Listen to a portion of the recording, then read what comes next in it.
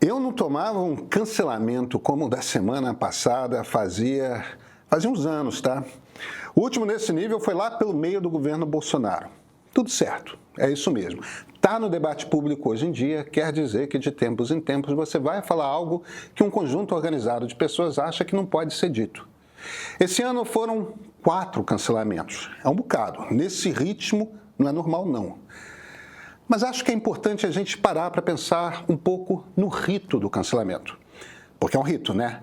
É uma das formas modernas de demonstração em nome de uma causa. Vamos destrinchar um pouco essa coisa que se tornou parte do nosso debate público. A gente precisa pensar com um pouco mais de profundidade sobre o papel dos cancelamentos na grande conversa sobre as questões da sociedade. Vamos falar com franqueza aqui. As redes sociais não são um lugar para conversas originais. Raramente entramos em contato com uma tese nova, um argumento que surpreenda, algo que de alguma forma transforme a maneira como pensamos ou vemos sobre um assunto. Essa não é a vocação das redes. Acontece, claro, mas é muito raro. A função das redes no debate público é outra, é agrupar as pessoas que militam em favor de uma determinada causa e uniformizar o discurso. A gente percebe essa uniformização do discurso de forma muito clara. Dê um tema que seja caro àquele grupo de pessoas e elas conhecem as 3 ou 4 informações que têm de repetir sempre. Quando a gente conversa nas redes sociais, aquilo é mais a repetição de um mantra, as palavras que devem ser ditas e repetidas e repetidas e repetidas quando o tema aparece, do que o engajamento num diálogo. A característica fundamental de um diálogo é que exista reflexão. Alguém lança um argumento, a pessoa pensa, junta as informações que tem na cabeça, talvez até consulte um dado ou outro num livro, num site e construa a partir daí uma resposta. Se todo mundo está engajado em diálogo sobre os grandes temas, a toda hora ideias novas surgem, são peças novas no debate. É assim que a democracia constrói consensos. Mas quando todo mundo está sempre repetindo as mesmas 3 ou 4 ideias, quando a reflexão é substituída por repetição, aquilo toma uma outra dimensão, é um ritual. Quando o adversário aparece, o grupo se organiza para, em conjunto, recitar os seus mantras. Como em todo ritual, a sensação de pertencimento no grupo ela é reforçada. A repetição desse mantra é que lança para todo mundo essa mensagem que é muito gostosa, tá? Muito envolvente, é de que estamos juntos nesta mesma luta justa. Um cancelamento, em geral, começa com uma convocação. Um influenciador, alguém que tem autoridade nas redes perante uma determinada tribo, se vira e diz: alguém está errado na internet. O dedo é lançado sobre o inimigo. Aí, aquilo é um convite ao início do ritual, em que as pessoas têm a oportunidade de reafirmar sua identidade, seu pertencimento àquela comunidade. Você faz isso atacando o inimigo. O que faz de um cancelamento maior ou menor é a quantidade de pessoas que se engajam no ataque. E como é que é o ataque? De novo, a repetição do mantra. Ninguém diz algo realmente novo. Aquilo que foi afirmado pelo influenciador é simplesmente repetido 10 vezes, 100 vezes, 1000, quantas forem. Então, o que acontece aqui? Qual é a mensagem que realmente é passada? Uns poderão dizer é indignação. Justo. O sentimento de indignação está ali. Muito da deterioração democrática que vivemos vem justamente disso. Estamos fazendo política em que a indignação é o sentimento predominante faz quase 15 anos. É exatamente o tipo de política que trata quem discorda sempre como inimigo, que trata a discordância como algo inaceitável no debate. Mas é só isso? Uma demonstração de indignação? Olha, não. É mais do que isso. O termo que se usa na internet para o resultado de um cancelamento é flood, a palavra em inglês para enchente. Já foi até abrasileirado, de tão corriqueiro, né, que o termo é. Eu vou flodar as suas redes. Para quem cancela, são uns segundos de trabalho e sua parte no ritual está devidamente cumprida. Para o cancelado é receber a onda de indignação, é ser exposto ao ódio das pessoas. E às vezes é bem difícil, porque não se trata de conversar uma conversa difícil, é só receber ódio. Acreditem, ninguém sai incólume emocionalmente de uma onda de ódio. Nós humanos, a gente não é programado para isso. Mesmo quando você já enfrenta cancelamentos de esquerda e de direita faz vários anos, quando o cancelamento é muito intenso, ninguém sai bem. Dos 4 cancelamentos que recebi esse ano, o da semana passada foi de longe mais pesado.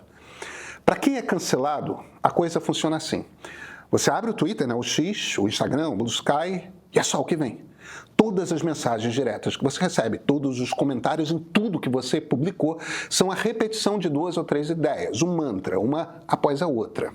Dezenas, centenas, milhares de vezes. É aquele jorro, né? Aquela torrente. Não importa o assunto que você trate, se tem a ver com a razão do cancelamento, não tem, não importa. A massa se impõe a todos os outros comentaristas. Se alguém tenta te defender porque concorda com você ou porque percebe a violência e não gosta, essa pessoa apanha também. Isso também faz parte da lógica do cancelamento. As pessoas que partem com ódio por sua opinião são justiceiras. Se sentem no lado dos justos contra aquele que representa o mal. Elas não veem o que fazem como ódio, veem como justiça. Justiça e turba não deviam se misturar nunca, mas se apegar a ideias da democracia liberal não é exatamente coisa que esteja na ordem do dia, né? Então a lógica é agredir o cancelado e dissuadir pela agressão qualquer um que se manifeste contra o cancelado. E as pessoas se intimidam. E aí chegamos ao efeito real de um cancelamento. A gente some das redes. Quem concorda conosco se cala. O efeito real de um cancelamento é o de censura. Ou a gente sai das redes por um tempo ou apanha. Como as pessoas não costumam gostar de apanhar, cedemos. Nossa voz é caçada enquanto o cancelamento dura. O segundo efeito, claro, é de intimidação. Se você repetir aquela ideia de novo, sabe o que vai acontecer. Muita gente se intimida. Acreditem, tá? Muitos colegas meus se intimidam e se calam. E eu entendo. As pessoas não gostam quando a gente coloca desse jeito, que o objetivo de um cancelamento é censura e intimidação. Ocorre que é esse o resultado. O objetivo do cancelamento é justamente o de que aquela opinião, aquele ponto de vista, não tenha mais espaço no debate público. É para expurgar a ideia do mapa. Não se usa argumentos. Se usa a fúria das massas. É para calar. É para bloquear. Cancelamentos funcionam. Acho que vale comparar os 4 cancelamentos que vivi esse ano, tá? Por quê? Porque vale para perceber como são todos iguais. O primeiro foi feito por bolsonaristas, o segundo por feministas, o terceiro pelo MBL e o quarto pela esquerda anti-Israel. Eu sou Pedro Doria, editor do Meio. Sabe, a vida da gente ia ser muito mais fácil se a gente simplesmente abraçasse o governo Lula. Os algoritmos das redes, eles gostam de polarização. Se você está de um dos lados e cumpre a cartilha, repete sempre as mesmas ideias, não diz para as pessoas daquele time nada que vai perturbar os mantras, as redes vão entregar milhões de seguidores. E ainda tem uma grana da Secom, né? Agora, se você é bolsonarista, mesmo estando fora do governo, se fica bradando contra o Supremo, pedindo anistia para o 8 de janeiro, também aí as redes entregam muito seguidor e uma boa grana. A gente não escolheu o caminho do meio porque é fácil, porque, olha, não é. A gente escolheu porque entre a ameaça democrática representada pelo bolsonarismo e uma esquerda que nas redes se mostra super intransigente, a gente acredita em pluralidade, a gente acredita em conversa. Se você acredita no caminho do meio, nós precisamos da sua assinatura. Vocês são os únicos com quem podemos contar. E esse é o ponto de partida.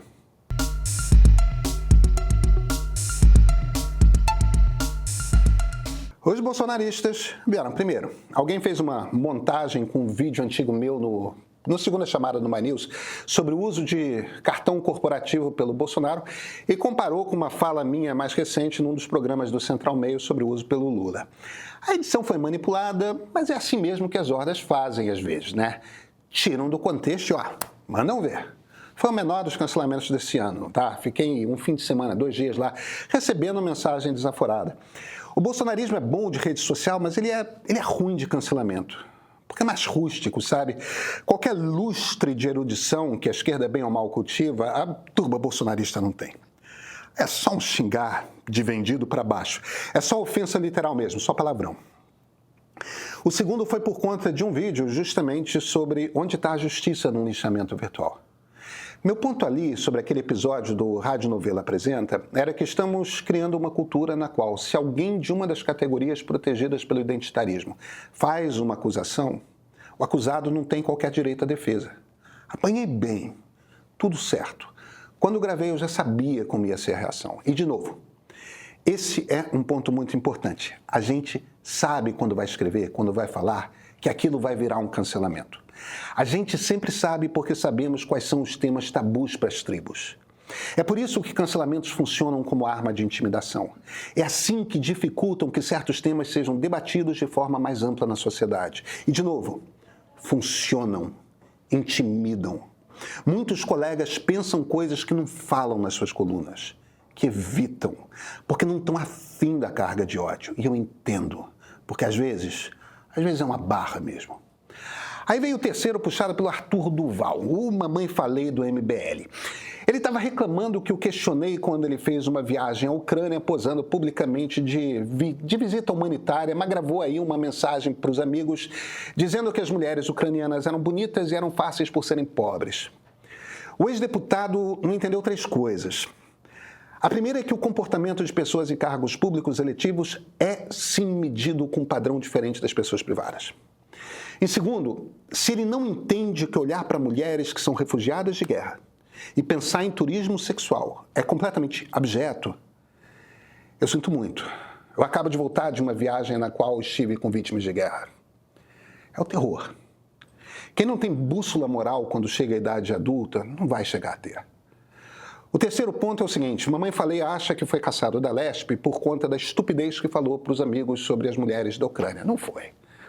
Foi caçado porque é um moralista, porque o método do MBL é cancelador, porque ataca de forma inclemente qualquer um pelo mínimo desvio.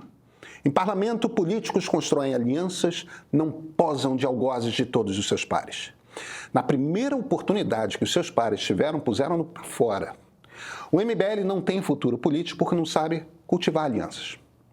Mas aí foi o que foi, uma onda de ataque do MBL. Foi grandinha até, tá? Mas essa foi a que menos incomodou porque era absurda. Aí veio o quarto cancelamento na semana passada, de novo pela esquerda. Dessa vez pela esquerda anti-Israel. Fui para o país a convite do IB, o Instituto Brasil-Israel. Uma viagem dessas tem imenso valor, e não só pelo valor da passagem do quarto de hotel. É pelo acesso. Eu não chegaria em Israel e poderia conversar com a quantidade de pessoas com as quais pude conversar sem essa ajuda, sem esse guia. O melhor do nosso trabalho como jornalistas está diretamente ligado à qualidade das pessoas com quem conversamos. A qualidade como testemunhas, como especialistas, como gente em posições que permitam fazer diferença. Conversei com muita gente, com palestinos, com israelenses judeus, políticos de esquerda, de direita, de extrema direita, com ativistas, com especialistas, com colegas jornalistas de lá. Escrevi um texto mais longo sobre a visita para o meio de sábado, e sábado último. E eu estou preparando um ponto de partida especial para o streaming do meio sobre a visita. Com imagens, inclusive, das conversas que tivemos, com o que eu aprendi lá, sabe? Eu escrevo sobre o conflito entre Israel e Palestina há 25 anos. O que eu aprendi na semana passada é muito mais do que eu esperava aprender. Eu não voltei otimista. Voltei, na verdade, bem triste, bem pessimista em relação à paz, em relação à solução de dois estados. Mas aprendi. A gente só aprende certas coisas indo, vendo, conversando. E tendo a ajuda de quem facilita conversas. Sei que tem gente que acha que nós, jornalistas, não deveríamos visitar certos lugares, não deveríamos falar com certas pessoas, e tudo bem. Fiquei uma semana e pouca sem visitar as redes sociais. Foi até bom para me concentrar mais. Atenção! Esta é uma convocação. A democracia no Brasil está sob ataque. Mas qual o seu papel em tudo isso? Chegou a hora de discutir isso por uma nova perspectiva. No dia 18 de fevereiro, você é o nosso convidado especial para ampliar esse debate e conhecer a visão de grandes especialistas que não se deixam levar por partidarismos. Com participação especial de Nelson Jobim, Sérgio Abranches, Christian Lynch, Edmar Bacha, Argelina Sheibub, entre outros grandes nomes, Democracia, uma história sem fim, é o primeiro documentário original produzido pelo Meio e estreia com exclusividade na nossa plataforma de streaming no dia 18. Assine o Meio Premium, apoie a democracia e ajude a disseminar esse debate.